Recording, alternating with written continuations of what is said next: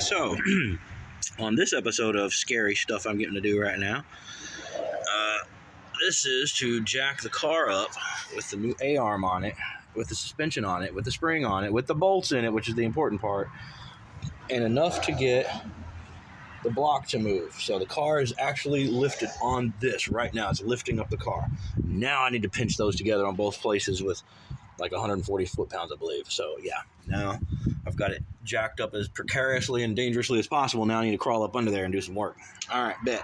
Talk to you guys soon, hopefully.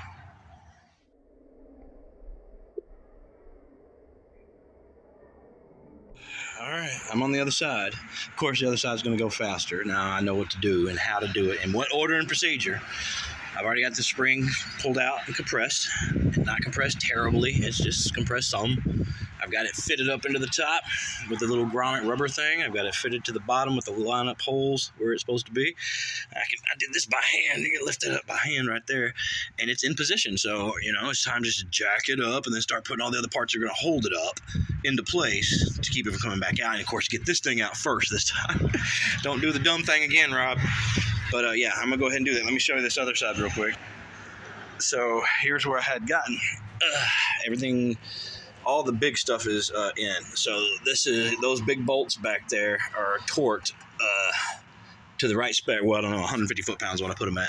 I had stuff that said anywhere from 141 to 192. So 150 it is. Split it somewhere like that, right? It was really hard. Those are some really tough bolts. I don't think it's going anywhere. These are torqued and Loctited since they don't have nylocks or messed up threads on the front to keep them from coming off. I Loctited them. This one's got a messed up thread so it doesn't come off anyway, and I've got that sucker torqued down as hard as I can get it. It's supposed to be like 192. You can't get a torque wrench in there on a socket to do it, so you just got to go with what you know. And I have an idea about what torques are supposed to be because I've done this a million times so far. So 192 is about the strongest as you can freaking get it. That's what that is. 150 is pretty dang close to that. These are supposed to be like 72. I've started 48, 72. I don't know. The nylock isn't fully engaged in the threads. I didn't like that, so I dripped some Loctite into it as well. Don't know if that'll do a dang thing at all, but maybe it'll help keep things from coming off. Now, the nylocks did engage. I felt them because I'd have to hold this tab. You can see the metal's mushed where I was trying to force something in there while I turned to this, right? And it messed it up, but it's as deep as it goes, man. It's just as deep as it goes. All right, so hit it with some. These are cheap parts. These aren't awesome. These aren't the name brand parts. If you got the awesome name brand parts, they probably would fit better. Yeah, whatever. You know what I mean? I ain't got the money for all that.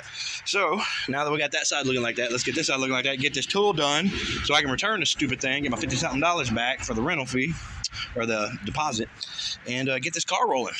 Bam. Well, the Mustang is fixed. Dun dun dun dun. It's rolling again. However, I also wanted to show you my orange tree since I like to grow stuff, and that was supposed to have been the original meaning of my channel. This orange tree is flowering real hard. I don't know how many of these are going to set, or if any of them are going to set. I can tell that's not set. It's like kind of yellow. But some of these are kind of dark, like they're going to set and stay. So, I don't know. I'm going to get a view of it first before you see it towards the end of the year with no giant fruit on it. No explanation. So, yeah, it's flowering hard. And apparently, I did not know this. I did not know this until this year. There are male and female flowers on citrus. Yeah, that's a female flower. It's got a fruit. And then there's male flowers that have stems with no fruit behind them. I didn't know they did that. Look, it's a cluster. There'll be a female in the middle and then 3 or 4 or 5 male flowers around it. Female flower, several male flowers around it. Ants. But yeah, I did not know that. I mean, there's lots of plants that are like that, but I didn't know my citrus was like that.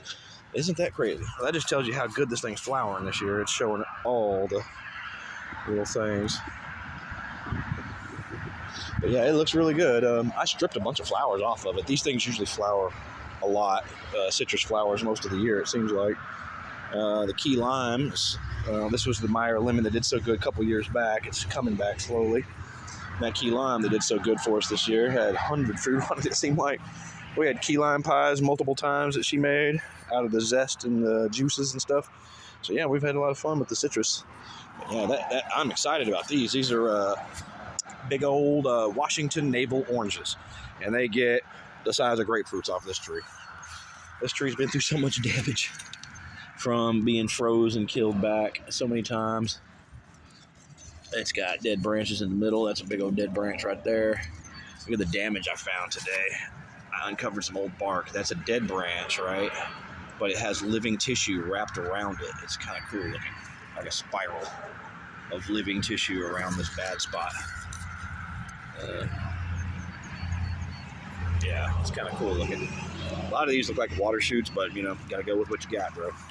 Gotta go with what you got. That nice little crow. Yeah.